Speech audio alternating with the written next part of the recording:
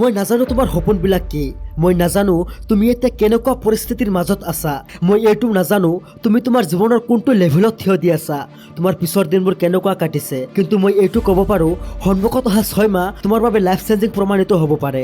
এই ভিডিঅ'ত এনেকুৱা কিছুমান কথা আলোচনা কৰিম যিবিলাক তুমি যদি 6 মাহ কনসিষ্টেন্সিৰ সৈতে ফলো কৰা তেন্তে মই গ্যাৰাণ্টিৰ সৈতে ক'ব পাৰো তোমাক সাকসেছত কোনেও ধৰি ৰাখিব নোৱাৰে। যিবিলাক মানুহে আজি তোমাক ফালতু বুলি ভাবি আছে 6 মাহ পিছত তেওঁলোকে তোমাৰ পিনে চাই থাকিব।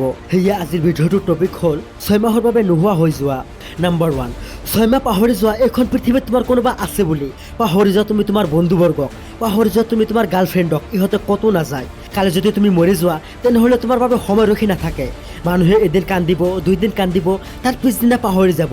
এই 6 মাহ নিজৰ জীৱনৰ দৰ্জাখন বন্ধ কৰি দিয়া, যাৰ ভিতৰত কোনো বাহিৰা মানুহ নহয়, তাত কেৱল তুমি আৰু তোমাৰ সপোনবোৰ থাকিব। নিজৰ সপোনবোৰ পূৰণ কৰিবলৈ চেষ্টা কৰিবা, নিজৰ কামবোৰ ইমপ্ৰুভ কৰিবলৈ চেষ্টা কৰিবা, নিজকে সবল কৰি গঢ়ি তুলিবলৈ পৰিশ্ৰম কৰিবা। সেইবোৰ বস্তুৰ পৰা বাহিৰলৈ অহা য'ত তুমি অযথা সময় নষ্ট কৰা। Facebook, WhatsApp, Instagram, mobile games, ইফালে সিফালে ঘূৰি ফুৰা আজিৰ পৰাই বন্ধ কৰি দিয়া। গোটেই জীৱন আনন্দ ফূৰ্তি কৰিছা, বন্ধুসকলৰ লগত আড্ডা দিছা, ইফালে সিফালে ঘূৰি ফুৰিছা, বহুতো সময় অতিবাহিত কৰিছা, কিন্তু আজি তোমাৰ কাষত একো নাই। কিয়? কেতিয়াবা মনত হয়নে কি হ'ব তোমাৰ ভৱিষ্যত, কি হ'ব তোমাৰ সপোনবোৰ? এই 6 মাহ পৃথিৱীখনক নিদি তুমি নিজকে দিয়া, সকলো সলনি হৈ যাব। তোমাৰ জীৱনৰ পৰিস্থিতি যেনেকুৱাই নাথাকক কিয় কেৱল সময়ৰ সদ্ব্যৱহাৰ কৰা। অপ্ৰয়োজনত কাৰো লগত সময় অতিবাহিত নকৰিবা। যিবিলাক মানুহে তোমাক বেয়া মন্তব্য কৰে, তোমাক ডিমোটিভেট কৰাৰ চেষ্টা কৰে, তেওঁলোকৰ পৰা সদায় দূৰত্ব বজাই ৰখা। কেতিয়াবা ভাবিছনে তোমাৰ ভিতৰত থকা এনাৰ্জি মটিভেশ্যন কমি যায় কিয়? কাৰণ তুমি এনেকুৱা মানুহৰ লগত জড়িত হৈ থকা যিবোৰে তোমাৰ সকলো এনাৰ্জি কাঢ়ি লয়, ডিমোটিভেট কৰাৰ চেষ্টা কৰে। তোমাক তোমাৰ এনাৰ্জি বচাই ৰাখিব লাগিব, নিজৰ এনাৰ্জি নিজৰ সপোন পূৰণ কৰাৰ বাবে ব্যৱহাৰ কৰিব লাগিব।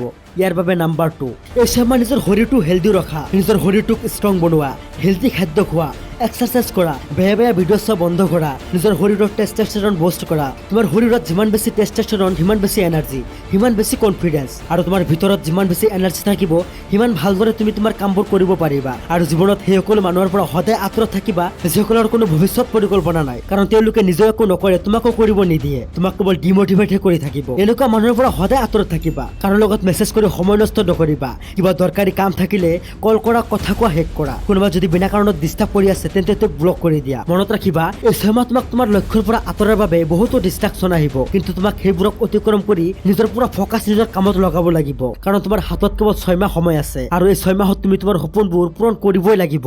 যদি নিজৰ ওপৰত বিশ্বাস নহয় তেনেহ'লে নাম্বাৰ 3, যদি কেতিয়াবা মনত হয় যে তুমি তোমাৰ সপোনবোৰ পূৰণ কৰিব নোৱাৰিবা তেন্তে ইমান বেছি পৰিশ্ৰম কৰা যাতে মানুহে তোমাক পাগল কোৱা আৰম্ভ কৰে। মনত ৰাখিবা মানুহে পাগল বুলি তোমাক তেতিয়াহে ক'ব যেতিয়া তুমি তেওঁলোকতকৈ বেলেগ কিবা কৰিবা। মানুহে তোমাৰ বিষয়ে কি ভাবি আছে সেইবোৰ চিন্তা কৰা বন্ধ কৰি দিয়া। তুমি কেৱল পৰিশ্ৰম কৰি যোৱা, আৰু তুমি যেতিয়া 6 মাহ একেৰাহে পৰিশ্ৰম কৰিবা তুমি নিজেই নিজকে চিনি নাপাবা। তোমাৰ মাজত বহুত বেছি পৰিৱৰ্তন আহি যাব। আৰু যদি তুমি এইটো ভাবি থাকা যে 2023 চনটো শেষ হৈ গ'ল, 2024 পৰা ষ্টাৰ্ট কৰিম, তেনেহ'লে নাম্বাৰ 4, 2024 চনৰ 1.5 মাহে বাকী আছে। যদি তুমি ইয়াক স্মাৰ্টলি ইউজ কৰা 2024 আগতে নিজকে বহুত বেছি পৰিৱৰ্তন কৰিব পাৰিবা। মনত ৰাখিবা এবছৰ বছৰৰ বাবে এমাহ যথেষ্ট, এমাহ বছৰৰ বাবে 1 সপ্তাহ যথেষ্ট, 1 সপ্তাহ বছৰৰ বাবে এদিন যথেষ্ট, আৰু এদিন বছৰৰ বাবে 1 ঘণ্টা যথেষ্ট।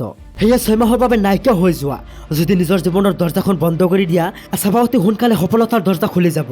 6 মাহৰ বাবে স্বাৰ্থপৰ হৈ যোৱা, পিছত সকলোৰে প্ৰিয় হ'ব পাৰিবা। তুমি হয়তো বিশ্বাস নকৰিবা এই ভিডিঅ'ত কোৱা কথাবোৰ যদি তুমি মানি চলিব পাৰা তেনেহ'লে 6 মাহ পিছত তোমাৰ ভিতৰত অট'মেটিকলি চেঞ্জেছ আৰম্ভ হৈ যাব।